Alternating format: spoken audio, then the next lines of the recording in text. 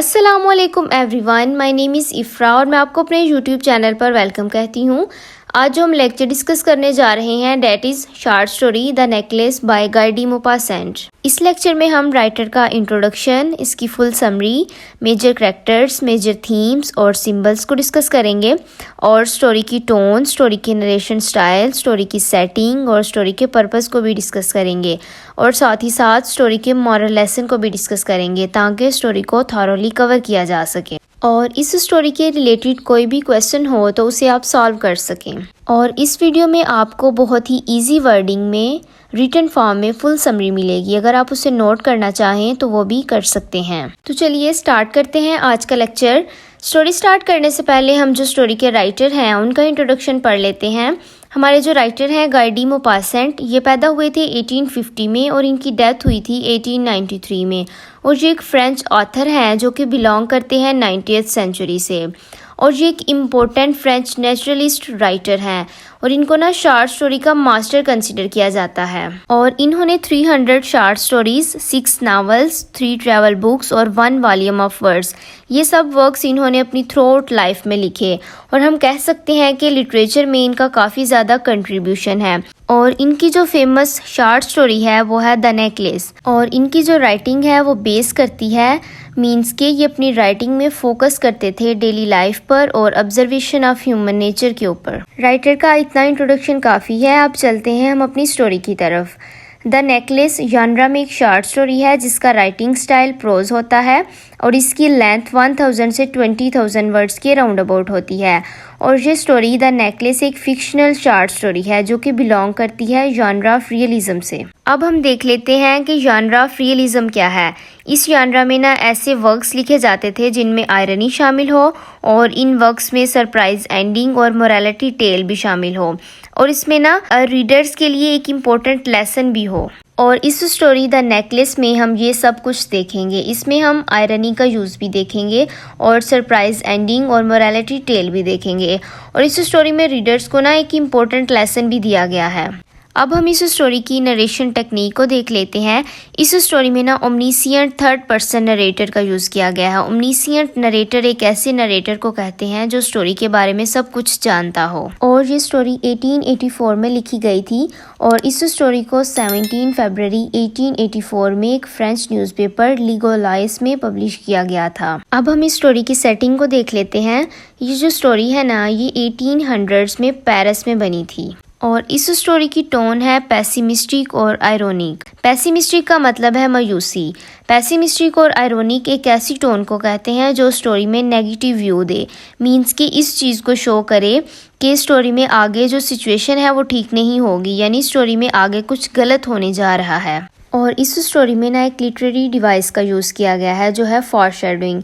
फॉरशैडोइंग का मतलब है किसी चीज़ की तरफ पहले से इशारा कर देना और ये जो स्टोरी है ये फेमस है अपनी सरप्राइज एंडिंग की वजह से, मींस के इस स्टोरी के फेमस होने की मेन रीज़न इसकी सरप्राइज एंडिंग है। और ये स्टोरी द नेकलेस एक गुड स्टोरी है क्योंकि ये सबको एक मैसेज और मॉरल लेसन देती है। अब हम इस स्टोरी के मॉरल लेसन को डिस्कस कर लेते हैं। बेसिकली इस स्टोरी में हमें ये लेसन दिया गया है कि सोसाइटी को लोगों पर उनकी ज़ाहरी हालत और शक्ल सूरत की बुनियाद पर क्रिटिसाइज़ नहीं करना चाहिए और ये भी बताया गया है कि ज़िंदगी में ज़्यादा लालची नहीं होना चाहिए और हमें उस पर खुश और मुतमईन होना चाहिए जो कुछ हम हैं और जो कुछ हमारे पास है। अब हम इस स्टोरी के पर्पस को डिस्कस कर लेते हैं। बेसिकली इस स्टोरी को लिखने का पर्पस यही है कि ये स्टोरी प्राइड के नेगेटिव इफ़ेक्ट्स को हाईलाइट करती है और इस चीज़ पर जोर देती है कि हमें जो कुछ हमारे पास है उसी पर मुतमईन रहना चाहिए।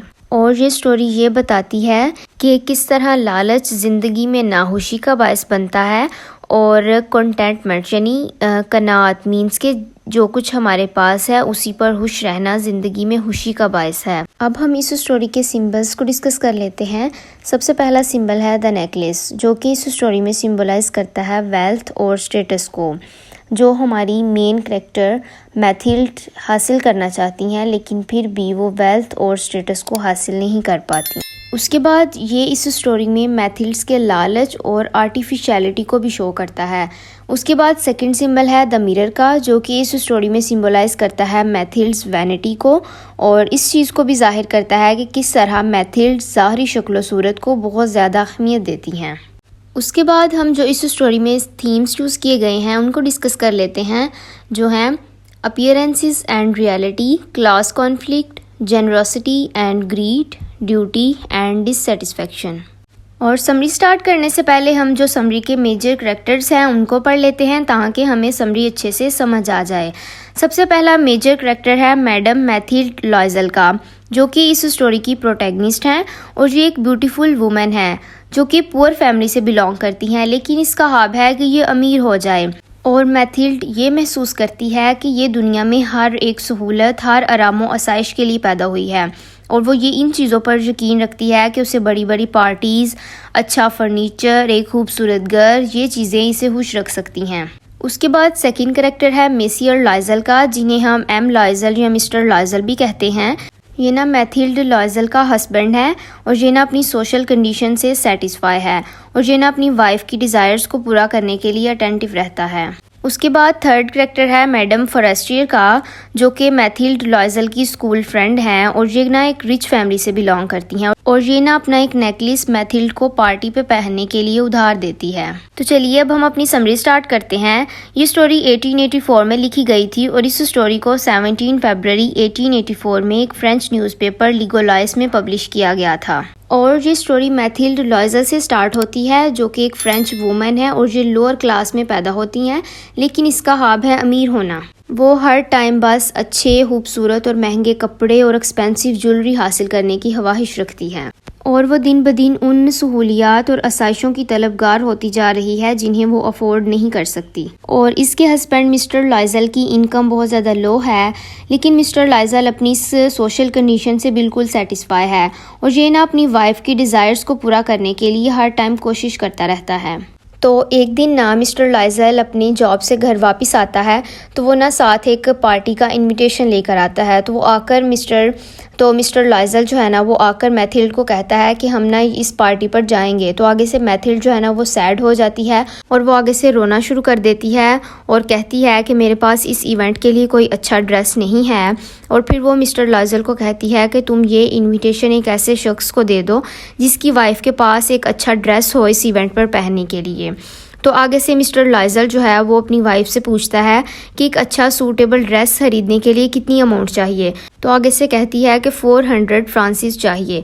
तो मिस्टर लॉयजल ना ये अमाउंट सुनकर बहुत ज़्यादा सरप्राइज्ड हो जाता है और फिर मिस्टर लॉयजल ना एग्री हो जाता है उसे ये अमाउंट देने के लिए। और वो ये अमाउंट ना उसने एक हंटिंग गन खरीदने के लिए जमा की हुई थी। तो फिर ना मैथिल्ड वो इन पैसों से ना एक ड्रेस खरीद लेती है पार्टी के लिए।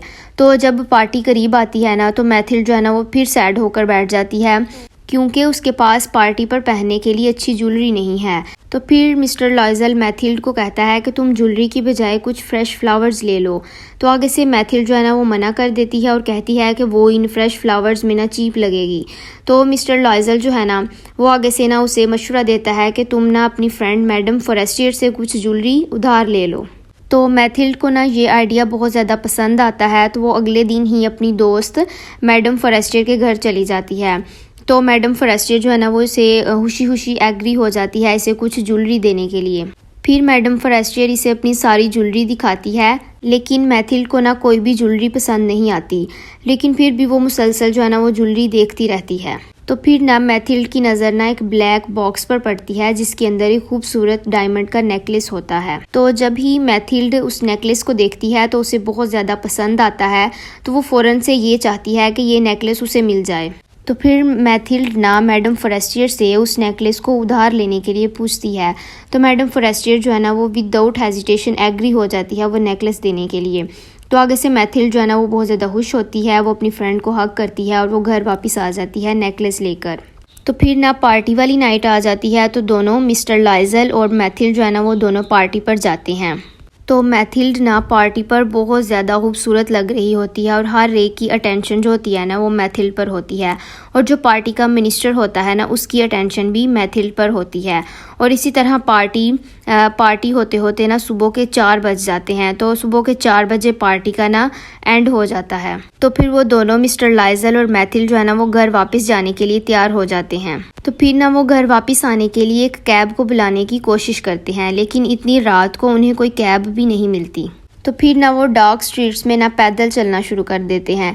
तो आखिरकार इन्हें ना एक घोड़ा गाड़ी नज़र आती है, तो उस पर बैठकर ना वो घर वापस आते हैं। तो फिर ना वो घर आ जाते हैं। तो घर आकर ना मैथिल्ड अपने आप को मिरर में देखती है। तो वो देखती है कि उसके गले में जो डायमंड का नेकलेस था वो अब नहीं है। तो उसे बहुत ज़्यादा टेंशन होने लग जाती है। तो वो ना परेशानी में अपने कपड़ों में ढूंढने लग जाती है कि शायद यहाँ हो, लेकिन उसे कुछ भी नहीं मिलता।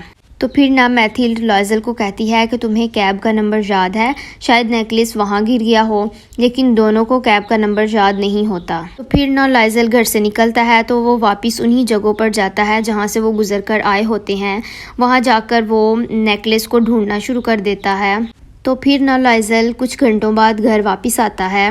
तो फिर ना हर जगह तलाश करने के बाद जब उन्हें कुछ नहीं मिलता, तो फिर ना वो पुलिस, न्यूज़पेपर और टैक्सी कंपनी ऑफिस से मदद मांगते हैं, लेकिन फिर भी उन्हें कुछ नहीं मिलता। तो फिर ना दोनों बहुत ज़्यादा परेशान हो जाते हैं और वो ये सोचते हैं कि हमने जो मैडम फॉरेस्टियर का इतना ज़्यादा नुकसान किया है उसकी वजाहत कैसे करें, हम मैडम फॉरेस्टियर को क्या जवाब देंगे। फिर ना मैथिल्ड मैडम फॉरेस्टियर को खत लिखती है और कहती है कि मुझसे नेकलेस का एक पुर्जा टूट गया था, तो मैंने नेकलेस ठीक करवाने के लिए भेजा हुआ है। जब नेकलेस ठीक हो जाएगा तो मैं तुम्हें भेज दूंगी। तो उस दौरान ना लाइजल और मैथिल्ड उस तरह का सेम नेकलेस ढूंढना शुरू कर देते हैं। तो आखिरकार उन्हें एक शॉप पर उसी तरह का सेम डायमंड का नेकलेस मिल जाता है जिस तरह का उनसे गुम हुआ था। तो उस नेकलेस की प्राइस होती है 36,000 फ्रांसिस। तो जो शॉप का ऑनर होता है वो इन्हें वो नेकलेस 34,000 फ्रांसिस में देने के लिए एग्री हो जाता है। तो फिर ना वो दोनों इस अमाउंट को जमा करना शुरू कर देते हैं। और फिर 18,000 फ्रांसिस जो लाइजल है वो अपने बाप से अपनी जायदाद का हिस्सा लेता है और बाकी जो रकम है वो सूद पर वो उधार लेते हैं। तो फिर ना लाइजल ये रकम लेकर शॉप पर जाता है। तो वो ना नेकलेस खरीद कर ले आता है।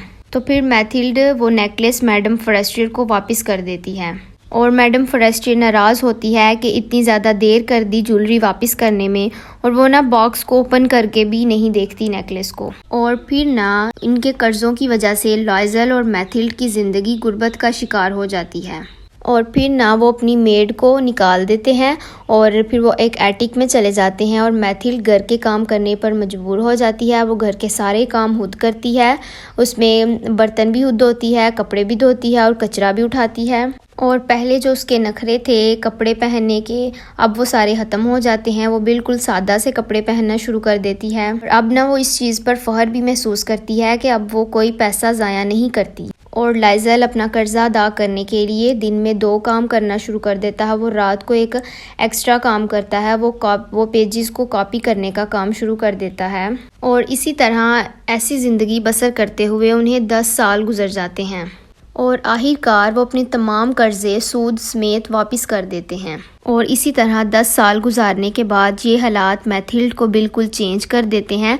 मैथिल्ड की जो तमाम ख्वाहिशात थीं, उसके जो तमाम नखरे थे वो सब ख़त्म हो जाते हैं। उसके हाथ रेड हो जाते हैं, उसके कपड़े गंदे हो जाते हैं और वो ऊंची आवाज़ में बोलना शुरू कर देती है। मीन्स कि वो टोटली चेंज हो जाती है। तो एक दिन ना मैथिल्ड स्ट्रीट में जा रही होती है, तो वो ना मैडम फॉरेस्टियर को देखती है। तो वो ना ये सोचती है कि वो मैडम फॉरेस्टियर से बात करे, क्योंकि जब से उसने मैडम फॉरेस्टियर का नेकलेस वापस किया था तब से वो उनसे नहीं मिली थी। तो फिर ना वो मैडम फॉरेस्टियर के पास जाती है। तो मैडम फॉरेस्टियर ना मैथिल्ड को पहचान नहीं पाती। तो फिर ना मैथिल्ड मैडम फॉरेस्टियर को बताती है कि मैं कौन हूँ। तो फिर ना मैडम फॉरेस्टियर बहुत ज़्यादा शॉक्ड हो जाती है, हैरान होती है मैथिल्ड की इस तब्दीली पर कि तुम कितनी बदल गई हो। तो फिर मैथिल्ड सब कुछ मैडम फॉरेस्टियर को बताती है कि जब हम लास्ट दफ़ा मिले थे तो उसके बाद हमने कितना ज़्यादा मुश्किल टाइम देखा है। और फिर मैथिल्ड मैडम फॉरेस्टियर को सब कुछ बताती है कि किस तरह हमसे नेकलेस गुम हो गया था और हमने किस तरह न्यू नेकलेस खरीदने के लिए कर्जे लिए और इन कर्ज़ों को वापस करने के लिए हमने कितने ज़्यादा मुश्किल हालात देखे। और फिर ना मैडम फॉरेस्टियर मैथिल्ड को जवाब देती है कि द नेकलेस वाज फेक, कि वो नेकलेस तो फेक था। इसका मतलब है कि मैडम फॉरेस्टियर ने जो नेकलेस मैथिल्ड को पार्टी पर पहनने के लिए दिया था वो नकली था, लेकिन मैथिल्ड ने उस नकली नेकलेस की बजाय मैडम फॉरेस्टियर को एक रियल डायमंड का नेकलेस वापस किया। और फिर मैडम फॉरेस्टियर मैथिल्ड को कहती है कि तुमने अपनी ज़िंदगी के 10 साल ज़ाया कर दिए। क्यों ज़ाया किए? क्योंकि उसने अपनी दोस्त को सच्चाई बताई ही नहीं। नकली नेकलेस की प्राइस सिर्फ 500 फ्रांसिस थी, लेकिन मैथिल्ड ने उसे उसके बदले 34,000 फ्रांसिस का नेकलेस वापस किया। और इधर ही इस स्टोरी का एंड हो जाता है और यही इस स्टोरी की सरप्राइज एंडिंग है। और इस सरप्राइज एंडिंग की वजह से ही ये स्टोरी फेमस है। और बेसिकली हमें इस स्टोरी में यही लेसन दिया गया है कि हमें ज़िंदगी में ज़्यादा लालची नहीं होना चाहिए और हमें उसी पर खुश और मुतमईन होना चाहिए जो कुछ हम हैं और जो कुछ हमारे पास है। क्योंकि हमें इस स्टोरी में ये भी बताया गया है कि किस तरह लालच ज़िंदगी में नाखुशी का बायस बनता है और कंटेंटमेंट मीन्स के कनात, जो कुछ हमारे पास है उसी पर खुश रहना ज़िंदगी में खुशी का बायस है। उम्मीद करती हूँ ये वीडियो आपको पसंद आई होगी। अगर वीडियो अच्छी लगी हो तो वीडियो को लाइक ज़रूर कीजिए और मुझे कमेंट में ज़रूर बताइएगा कि आपको ये स्टोरी क्लियर है। इंग्लिश लिटरेचर के बारे में और जानने के लिए हमारे YouTube चैनल को सब्सक्राइब कर लीजिए ताकि वीडियोस टाइम से आप तक पहुंचती रहें। Thank you so much for watching this video.